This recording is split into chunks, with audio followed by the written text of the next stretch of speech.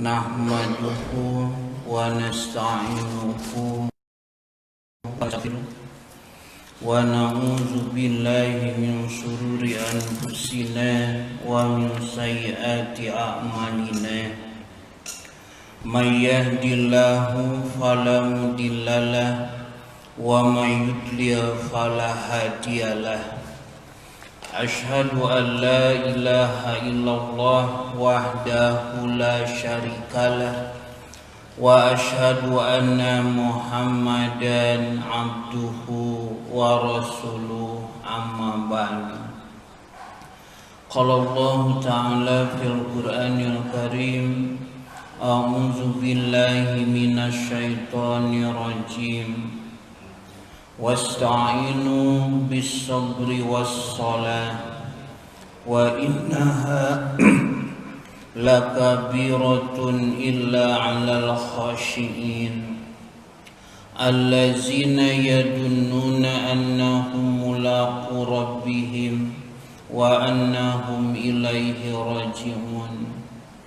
Di dalam Al-Qur'an surat Al-Baqarah ayat ke-45 dan 46, Allah Subhanahu wa ta'ala berfirman, wasta'inu, mintalah kalian pertolongan kepada Allah, bisabri, dengan melakukan kesabaran, wassolati, dan mendirikan salat, wa innaha lakabiratun, sesungguhnya yang demikian itu amatlah berat, illa 'alal khashiin, kecuali bagi orang-orang yang khusyuk, allazina yadunnuna, yaitu orang-orang yang meyakini, annahum mulaqu rabbihim, bahwa mereka akan menemui Tuhannya, wa annahum ilaihi raji'un, dan hanya kepadanya lah mereka akan kembali.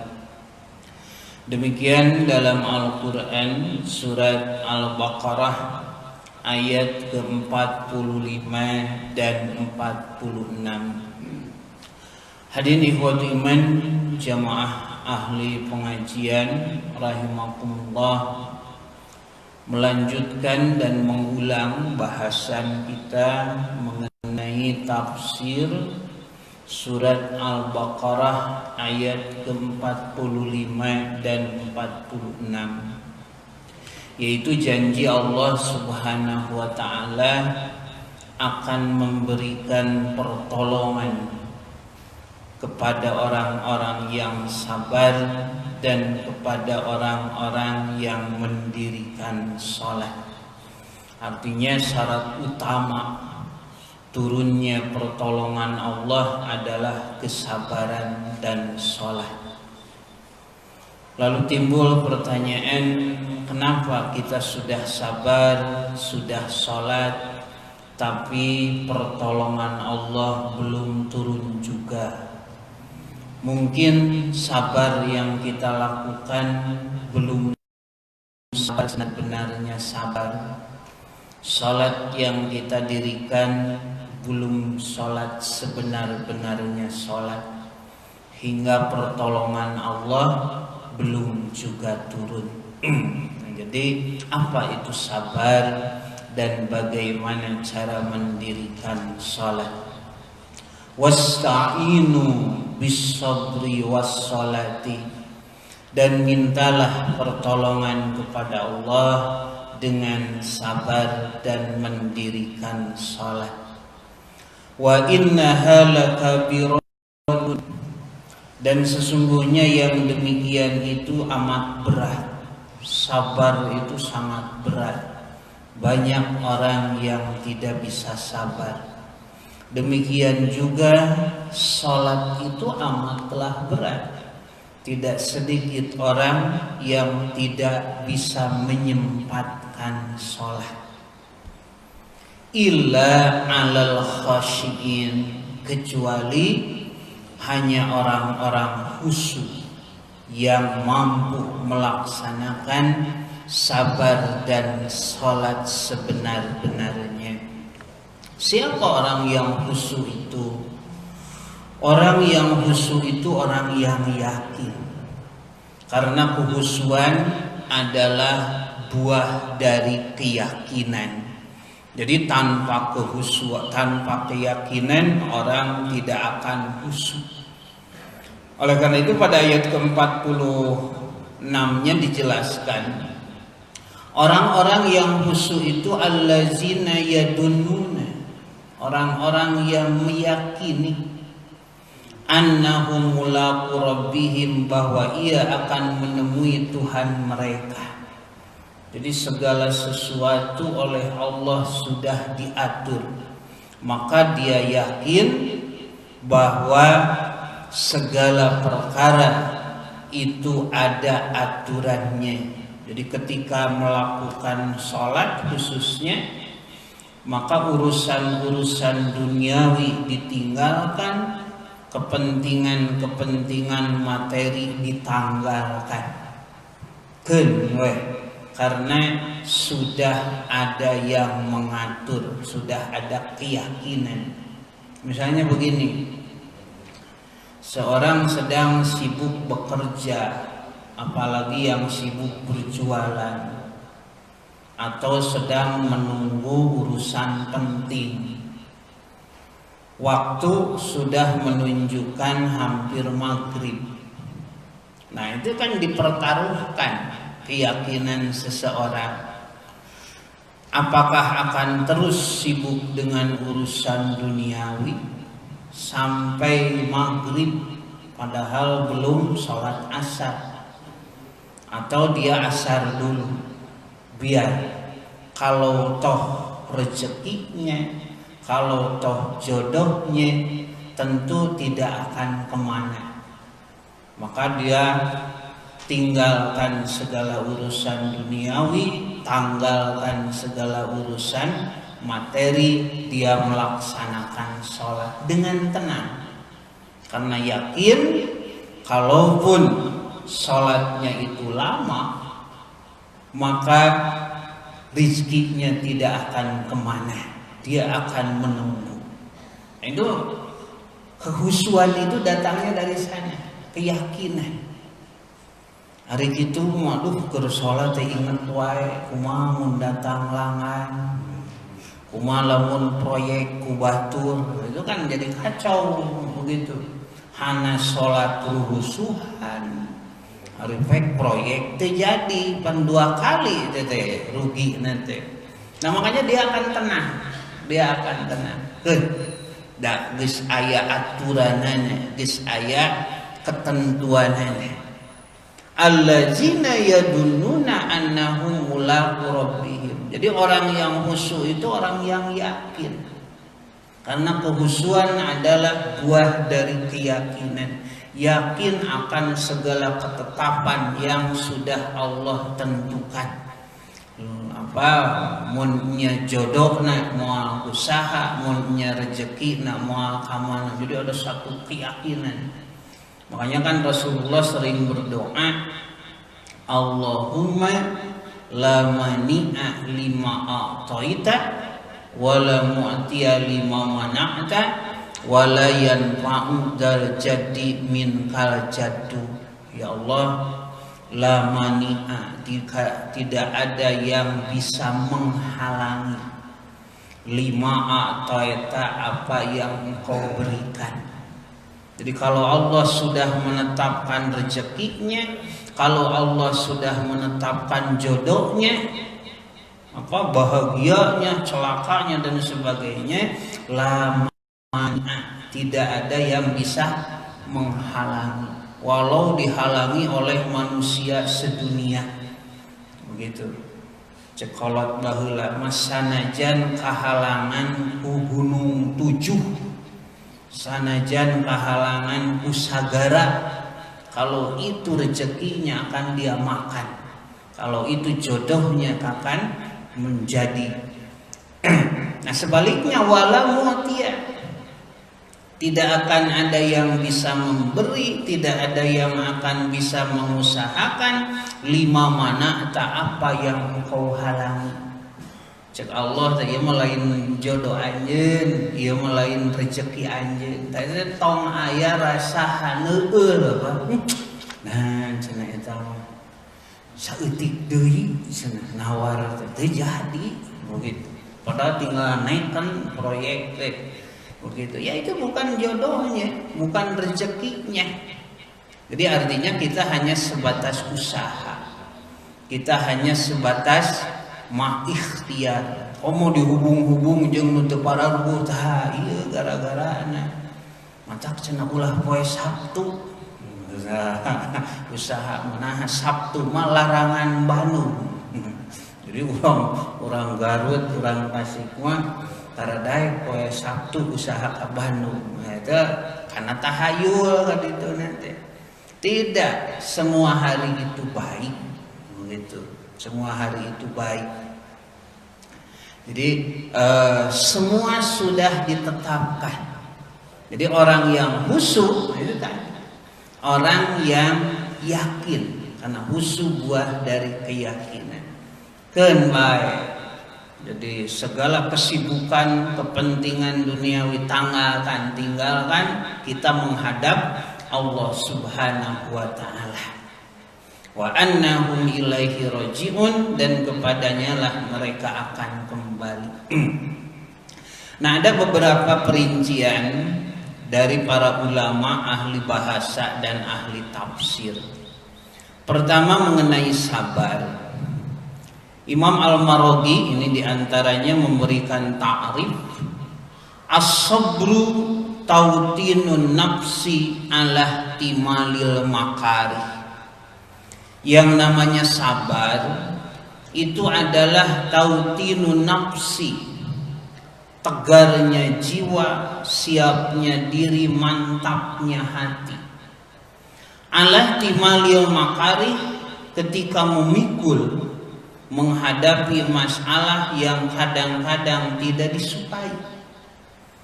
Siapa yang ingin sakit? Itu kan tidak ada orang ingin sakit. Tapi begitu itu penyakit datang, ya sabar, hadapi.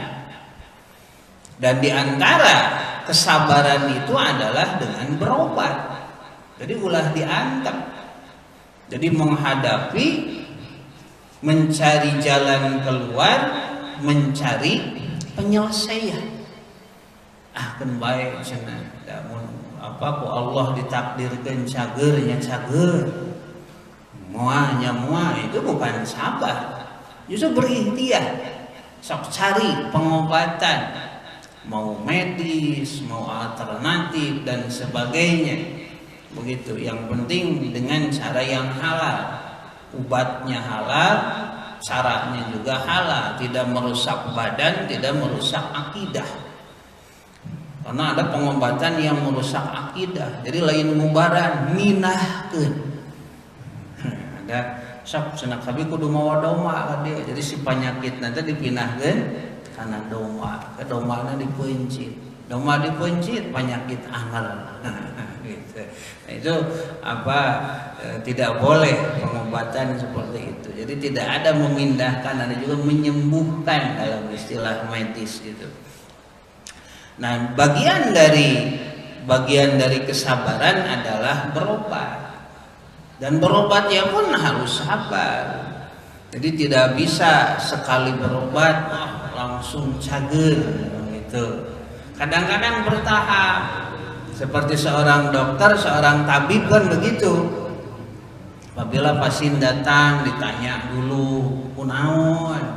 Oh, ini sakit kepala, sakit sesak napas dan sebagainya. Nah, kemudian diperiksa, didiagnosa, diberi obat. Sok Pak, dengan dosis yang rendah dulu. Jadi tidak langsung diberi cespleng. Kadang-kadang kan kita ingin instan, sekali minum cager. Kita lamun jadi si penyakit nanti semakin kuat, begitu. Jadi ente cager ke obat warung, kudu ke obat mahal, karena memang sudah biasa begitu. Makanya yang rendah dulu dah, obat generik lah 3 kali 1. Jadi 3 kali 1 tablet, so, yeah. Kusabab hoyong cager dibalikeun hiji kali 3. Keun macam ada cek guru matematik ge 3 kali hiji 3, hiji kali 3, 3. Kudu nama 3 kali 1 tablet, ieu mah disakalikeun 3 tablet atuh lain cager, overdosis. Terus sudah habis obat, belum sembuh juga.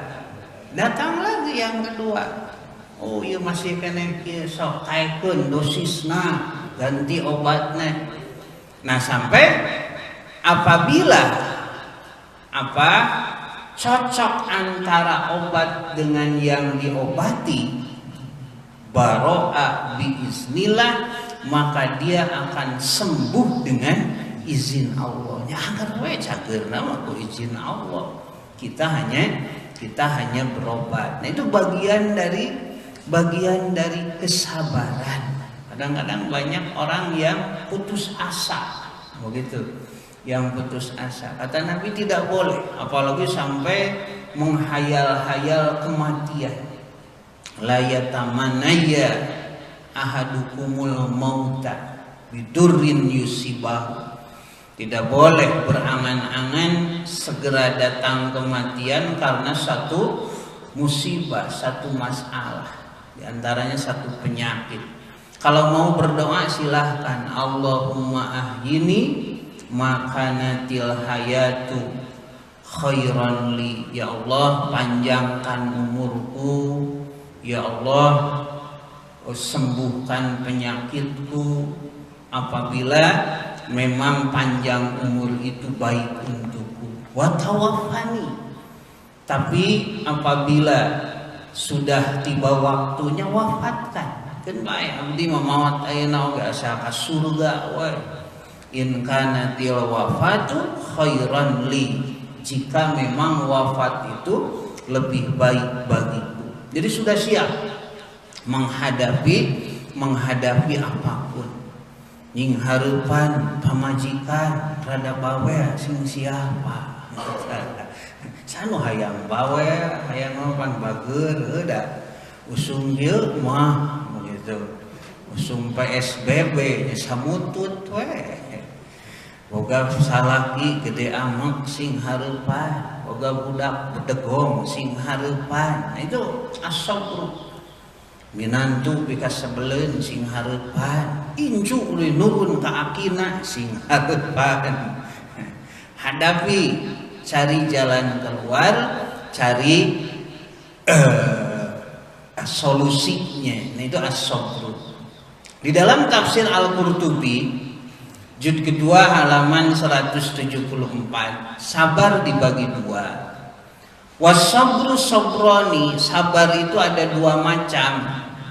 Sabrun ala maksiatillah, sabar dari maksiat kepada Allah. Kenapa?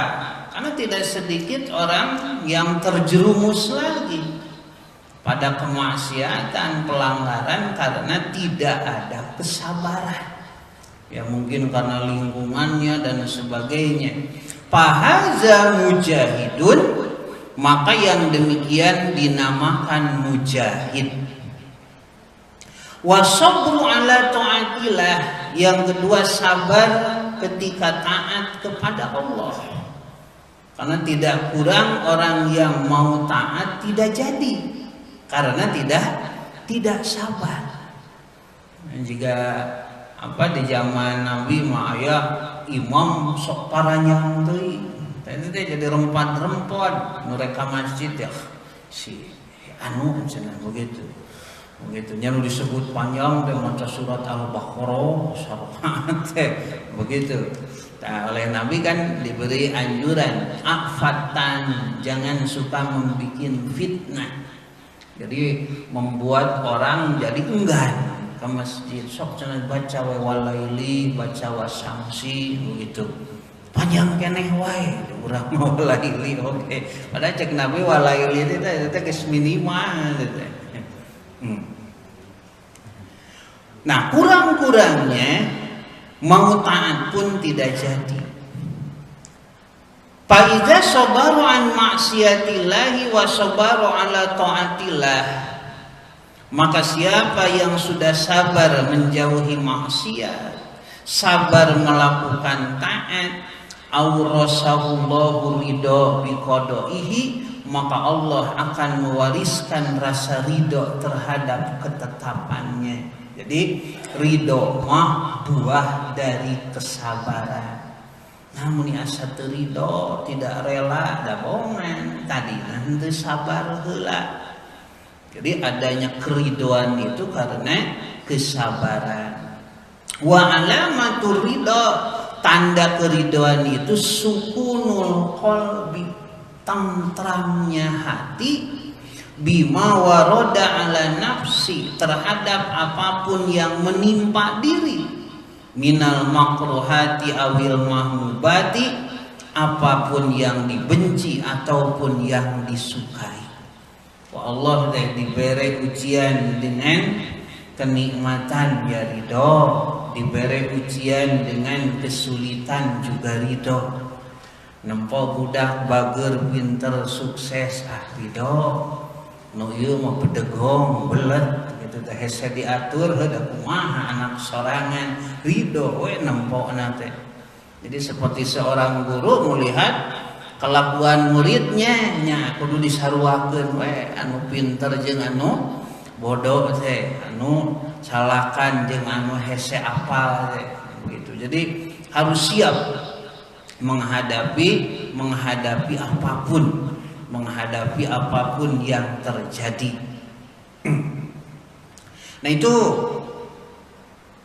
yang dimaksud dengan as-sabru, yang dimaksud dengan kesabaran. Makanya nanti para ulama menempatkan sabar ini di dalam berbagai hal.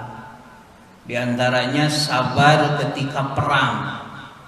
Orang yang sabar ketika perang itu bukan yang paling belakang, tapi yang paling depan. Asy-syaja'ah, disebutnya pemberani, karena dia siap walaupun cuman sedikit begitu, tapi menghadapi musuh yang banyak, senjatanya lengkap begitu. Itu ketika terjadi perang Mu'tah, bukan Khalid bin Walid hanya membawahi 3.500 kurang lebih kaum muslimin, sedangkan tentara Romawi itu sampai 100.000 lebih. Ya, kalau ukuran hitungan matematik itu tidak mungkin begitu, tapi ternyata mereka bisa mengimbangi, dan ini menjadi kekuatan sampai kaum muslimin diperhitungkan di peta dunia pada waktu itu. Jadi orang-orang yang gagah berani. Nah, itu sabar ketika berperang. Ieu mah pupurungkutan we di tukang, bae abdi mah sabar.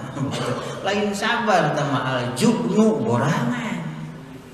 Nah, sekarang kaum muslimin kan begitu. Ketika nabinya dihina, nah begitulah sabar we hampura. Lain gitu sabar mah. Jadi kita punya apa? Begitu. Kita bisa apa? Sok sana boikot heula, dan memang sakitu bisa. Nah, kalau seperti negara-negara lain yang sudah lebih maju, malah jadi kebanggaan negara muslim itu kan sekarang ini selangkah lebih maju dari orang lain. Ketika terjadi peperangan antara Azerbaijan dengan Armenia, kapan kemarin riwayat Ibnu Umar yang pernah ke sana dakwah di Azerbaijan itu. Nah, kita melihat bahwa ketika kaum muslimin menguasai teknologi, itu perang ayeuna mah lain satu lawan satu, juga baheula begitu, tapi canggih teknologi, dan itu buatan kaum muslimin. Jadi sudah selangkah lebih maju. Jadi menghantam musuh gitu gitu ngutrak-ngotrek gitu jegur begitu. Jadi di sanalah jadi umat Islam makanya saya menganjurkan sing pala linter kita harus mulai kalau bisa dari nol lagi. Jadi supaya generasi yang akan datang itu mampu memimpin. Jadi jangan canggung Pak, nurek jadi TNI, nurek jadi polisi, nurek kuliah ke luar negeri kemana silahkan. Cuman memang dasarnya harus kuat. Di TK, di ibtidaiyah, di SD, di sanawiyah dan sebagainya, dari itu sih kuat. Begitu. Nanti kedepannya diharapkan mereka lah yang akan menjadi pemimpin tong hariwang, begitu tong hariwang. Dan jangan diberi harapan yang tidak masuk akal. Kadang-kadang karena sekarang banyak kajian-kajian tentang akhir zaman, begitu. Sakedeung deui cenarek kiamat sampai banyak anak-anak yang tidak mau belajar. Sakenaon cenah dia sakola oge da tareh kiamat. Nah gitu nyakeun bae tuh kiamat keur diajar mah. Justru kita dalam keadaan syahid. Jadi diberi motivasi, diberi semangat.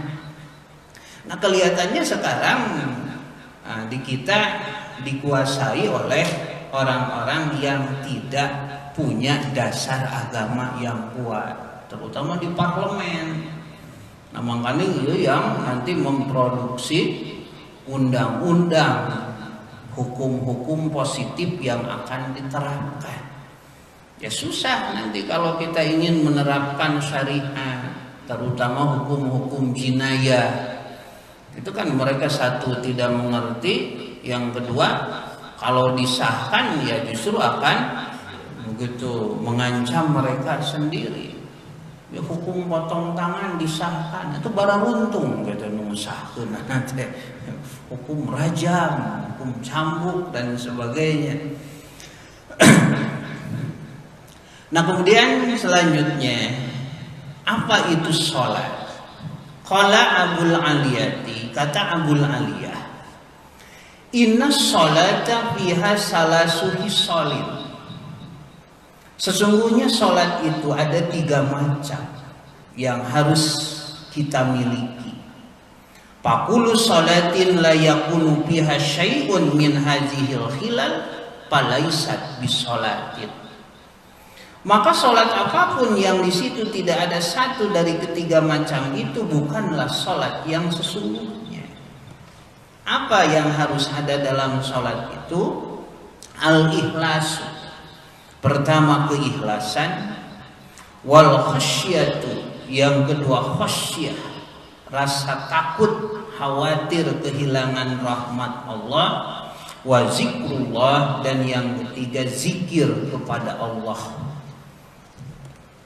Fal ikhlasu ya'muruhu bil ma'ruf.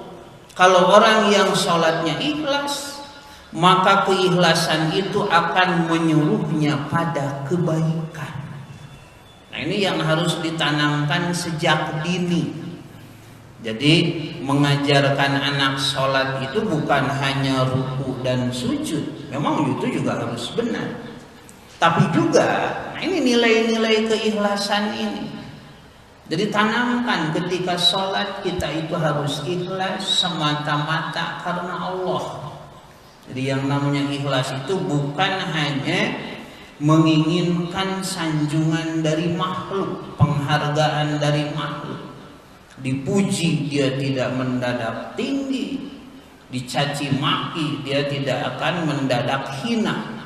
Jadi orang yang ikhlas itu istiqomah dalam beramal selama yakin yang dilakukannya itu benar. Nah, kalau orang sudah ikhlas, maka ya'muruhu bil ma'ruf. Keikhlasan itu akan menyuruhnya pada kebaikan. Jadi dari orang yang sholatnya ikhlas tidak akan keluar pada dirinya kecuali kebaikan-kebaikan. Tak peduli orang lain membalas dengan ketidakbaikan. Nah itu orang ikhlas itu. Jadi jangan sekali-kali menunggu-nunggu balasan. Jadi kalau kita memberi kepada si A, tetong diarep-arep balasan nanti dinya. Kadang-kadang dari yang lain begitu. Cuman kadang-kadang dalam peribahasa kita sering kalau salah paham itu banyak kata-kata yang akan mengganggu keikhlasan. Seperti suka ada kalimat air susu dibalas dengan air tuba. Kan baik dibalas ku cai naon oge. Yang penting kita sudah mengirim air susu. Urusan dia. Rek membalas dengan apapun tidak jadi masalah. Karena kita sudah berbuat baik. Rek nganuhunkeun, rek henteu itu urusan dia dengan Tuhannya. Nah, itu orang ikhlas.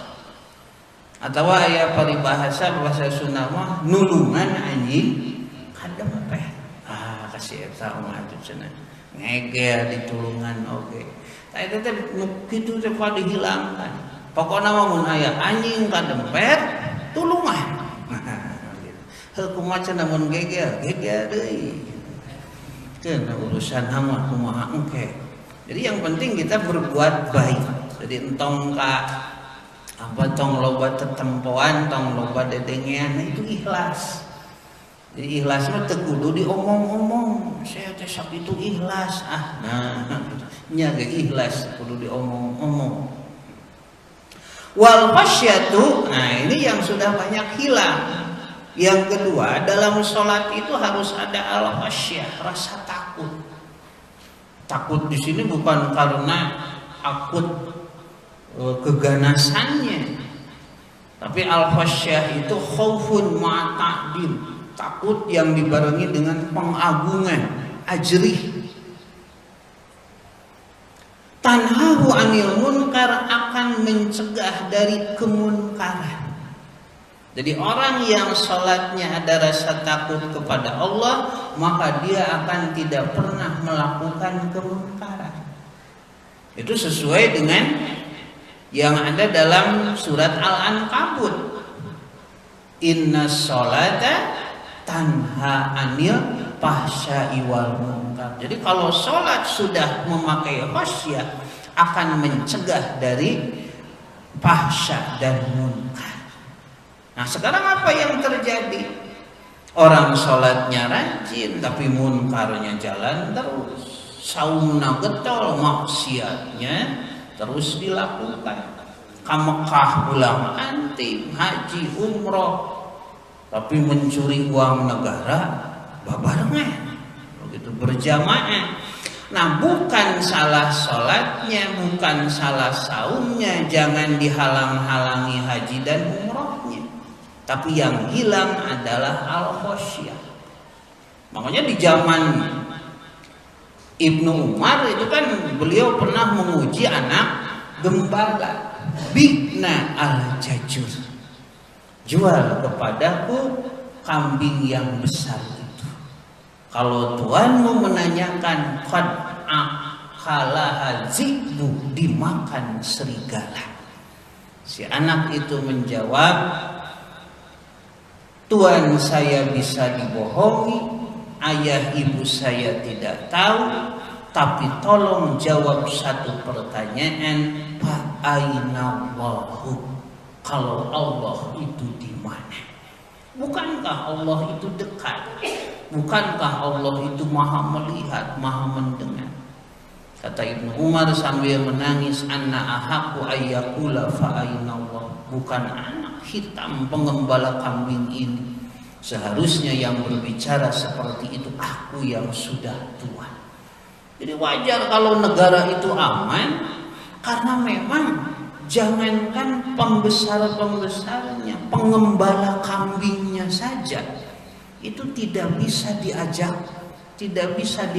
berbohong, tidak bisa diajak selingkuh, walaupun tidak ada yang tahu. Ari ayeuna mah berjamaah gitu tambah barengan mun aya nu teu kabagean da eta kadang-kadang sok ngawak-wak jadi anu kritis anu rame teh nu teu kabagean begitu diwawelan jempling we gitu kita kan coba lihat makanya nanti umat Islam jangan gegeran biar tepira ukur memuji ukur make kopiah bodas puji ari efek teh babaturan anak keneh gitu bae dia nanti ngadon ngabela muji-muji itu kan settingan dari awal juga ayeuna presiden Amerika gitu pero yang ngucapkeun insyaallah dukungan dari mana-mana kafir mah nya kafir we atuh gitu walaupun ya memang ada harapan ulah jika nu ti heula teuing tapi urang teh kudu yakin we kana Quran da salila akidahna kitu mah walan tabdo arilan teh huruf harfu nafyin wastiqbalin jadi satu kata yang menafikan menidakan wastiqbalin bukan hanya untuk sekarang juga untuk yang masa yang akan datang nepi ka iraha wae oge tak itu mun dihartikeun walan tardo ankal yahudu wan nasara itu Quran kada bisi poho wah ieu mah lain ieu mah eta akidahna naon. Yang ketiga wa zikrullah al-Qur'an ya'muruhu wa yanhahu. Zikrullah itu adalah bacaan Al-Qur'an yang mengasuh dirinya dengan menyuruh dan melarang. Kemudian dalam hadis riwayat Imam Bukhari an Anas bin Malik anna Nabiy sallallahu alaihi wasallam qala dari Anas bin Malik bahwasanya Nabi sallallahu alaihi wasallam bersabda innal mu'mina idza kana fis sholati sesungguhnya seorang mukmin apabila berada dalam salat fa innaha yunaji rabbahu maka hanyalah ia sedang bermunajat kepada Tuhannya. Mencek bahasa sompra memunajat teh ngobrol bercakap-cakap mantep pantes we ngobrol bercakap-cakap dengan Allah makanya dengan bahasa yang lebih pantas adalah yunaji bermunajat silahkan sok segala keluh kesah begitu tumpahkan di sana makanya nanti ada aturan tidak boleh ada orang yang melewati orang yang sedang sholat. Jadi harus jelas Pak batasnya. Tamu memakai garis itu dinamakan sutro ataupun sajadah ayat batasnya. Apabila ayat fal yakdim sok tahan. Apabila memaksa fal yuqatil perangi. Kalaulah tahu besarnya dosa orang melewati orang yang sholat maka kata Nabi dia akan berdiri selama 40 tahun kemudian ayat dia sholat 40 tahun itu saking besarnya dosa kajen teuing nuwah daripada melewati sab orang yang sedang sholat karena dia sedang bermunajat sedang berkeluh kesah dengan Tuhannya. Nah oleh karena itu al-khashi'u huwa al-khadi'u al-mutazallil. Imam Al-Maraghi mengatakan khusyuk adalah merendah diri disertai dengan rasa takut ibadahnya tidak diterima wasukunin liya jawari dan tenangnya anggota badan. Jadi ruku dan sujud itu tidak tergesa-gesa karena keyakinan yang tadi. Kalau kita ingin tahu berapa nilai sholat yang kita terima, dalam hadis riwayat Abu Daud dan An-Nasai diterangkan Rasulullah Shallallahu Alaihi Wasallam bersabda, Innal abda la yusolli sholata ma yaktubu lahu minha. Sesungguhnya seseorang tidak mengerjakan sholat sebagaimana yang diwajibkan kepadanya kecuali ada nilai dari sholatnya itu usyuruha. Jadi ada orang yang sholatnya hanya mendapat nilai 1/10. Per 10 lamun budak ulangan soalna 10. Nu salah ngan salapan. Ditinggal hiji nu bener nanti. Nah, itu asupa surga mah tamu punten hiji. Tusumuha ada yang 1/9-nya, 1/8-nya, subuhuha 1/7-nya, sudusuha 1/6-nya, humusuha 1/5-nya, rubuhuha 1/4-nya, sulusuha 1/3-nya, nisfuha paling besar setengahnya. Saha para sahabat Abu Bakar, Umar, itu cek Nabi menang setengah, lumayan punten 5. Jadi kalau Abu Bakar dapat setengahnya, nilai 5, ari urang menang sabaraha. Dan mungkin orang menang 8. Itu Abu Bakar wae setengah. Nah, oleh karena itu nanti Rasulullah Shallallahu Alaihi Wasallam menjanjikan, aku yang akan memberi syafaat pada hari kiamat. Sok kerjakan sesuai dengan kemampuan, maka kekurangannya akan ditambah. Anu 1/10 nya Nabi itu ditambah ngan rada gede nambahanana. Anu setengahnya ditambah. Artinya syafaat itu kalau ada modalnya. Artinya syafaat itu penggenapkan. Kan orang kudu boga modal heula. Ieu ari hayang meunang syafaat geura. Teu hiji-hiji acan beunteuna. Sok salat heula, saum heula, zakat heula. Nanti kekurangannya oleh Nabi akan disempurnakan, ditambah. Ya, sholat tara, saumu, ay syafaat, hayang panggede itu kan susah. Hadirin ikhwati iman rahimakumullah. Nah itu diantaranya sekali lagi dengan kesabaran dan dengan mendirikan sholat, maka insya Allah pertolongan itu akan datang. Hanya orang-orang yang khusyuk, orang-orang yang yakin akan segala ketetapan dari Allah akan melaksanakan sholat dan sabar dengan sebenar-benarnya. Sami'na wa ata'na ghufranaka rabbana wa ilaikal masir. Rabbana atina fid dunya hasanah wa fil akhirati hasanah wa qina azabannar. Aqulu qouli hadza wastaghfirullaha li wa lakum. Wassalamualaikum warahmatullahi wabarakatuh. Bismillah.